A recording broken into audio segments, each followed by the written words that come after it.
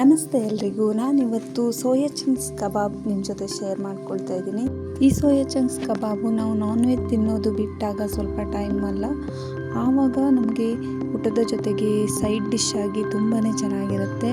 ಇದು ಕಬಾಬ್ ಕೊಡೋ ಟೇಸ್ಟ್ಗಿಂತಲೂ ತುಂಬಾ ಸೂಪರ್ ಟೇಸ್ಟಿಯಾಗಿದೆ. ಇದನ್ನು ಮಾಡೋದು ಹೇಗಂತ ನೋಡೋಣ ಬನ್ನಿ. ನಾನು 1.5 ಕಪ್ ಸೋಯಾ ಚಂಕ್ಸನ್ನು ತಗೊಂಡು ಇದು ಬಿಸಿ ನೀರಿಗೆ ಹಾಕಿ ಒಂದು 10 ಮಿನಿಟ್ ಅಥವಾ 15 ಮಿನಿಟ್ ಇದನ್ನು ಹಾಗೆ ಬಿಡಬೇಕು. ಇದು ಇವಾಗ 15 ಮಿನಿಟ್ ತನಕ ಆಗಿದೆ. ಇದು ಫುಲ್ ನೀರನ್ನು ನಾವು ಚೆನ್ನಾಗಿ ಹಿಂಡಿ ತಗೊಳ್ಬೇಕು. ಇವಾಗ ನಾವು ಇದಕ್ಕೆ ಮಸಾಲಕ್ಕೆ 1/4 ಟೇಬಲ್ ಸ್ಪೂನ್ ಅರಿಶಿನ, 1 ಟೇಬಲ್ ಸ್ಪೂನ್ ಧನಿಯಾ ಮತ್ತು ಅರ್ಧ table spoon garam masala, 1 table spoon red chilli, 1 table spoon cornflour ಮತ್ತು 1 ಟೇಬಲ್ ಸ್ಪೂನ್ ರೈಸ್ ಫ್ಲವರ್ ಮತ್ತು 1 table spoon ginger garlic paste ಮತ್ತು ಅರ್ಧ ಲೆಮನನ್ನು ಹಾಕಿ ಇದನ್ನು ಚೆನ್ನಾಗಿ ಇದರ ಜೊತೆಗೆ ಮಿಶ್ರಣ ಮಾಡ್ಕೋಬೇಕು. ಸ್ವಲ್ಪನೂ ನೀರು ಹಾಕಬಾರ್ದು. ಇದರಲ್ಲಿ ಆಲ್ರೆಡಿ ನಾವು ಹಿಂಡಿ ತೊಗೊಂಡಿರ್ತೀವಿ, ಅದರಲ್ಲೇ ನೀರಿರುತ್ತೆ. ರುಚಿಗೆ ತಕ್ಕಷ್ಟು ಸಾಲ್ಟನ್ನು ಹಾಕ್ಕೊಳ್ಳಿ. ಇದನ್ನು ಚೆನ್ನಾಗಿ ಮಿಶ್ರಣ ಮಾಡ್ಕೊಳ್ಬೇಕು. ಸ್ವಲ್ಪ ಒತ್ತಿ ಮಿಶ್ರಣ ಮಾಡ್ಕೋಬೇಕಾಗುತ್ತೆ. ಅದರಲ್ಲಿ ಸ್ವಲ್ಪ ನೀರಿರುತ್ತೆ. ಇದರ ಜೊತೆಗೆ ಸ್ವಲ್ಪ ನಾವು ಎಳ್ಳನ್ನು ಆ್ಯಡ್ ಮಾಡ್ಕೊಳ್ಬೇಕು. ಇದು ಚೆನ್ನಾಗಿ ಬರುತ್ತೆ. ಇವಾಗ ಆಯಿಲನ್ನು ಚೆನ್ನಾಗಿ ಕಾದಲಿಕ್ಕೆ ಇಡಬೇಕು. ಒಂದನ್ನು ಹಾಕಿ ಆಯಿಲ್ ಕಾದಿದೆ ಅಂತ ಚೆಕ್ ಮಾಡ್ಕೊಳ್ಬೇಕು.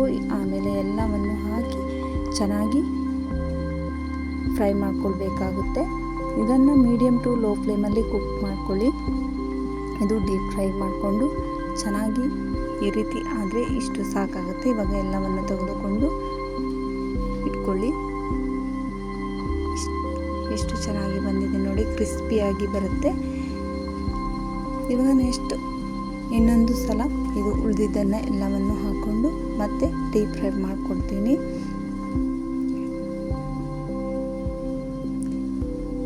ಇದೇ ರೀತಿ ಇದನ್ನು ಚೆನ್ನಾಗಿ ಫ್ರೈ ಮಾಡಿಕೊಂಡು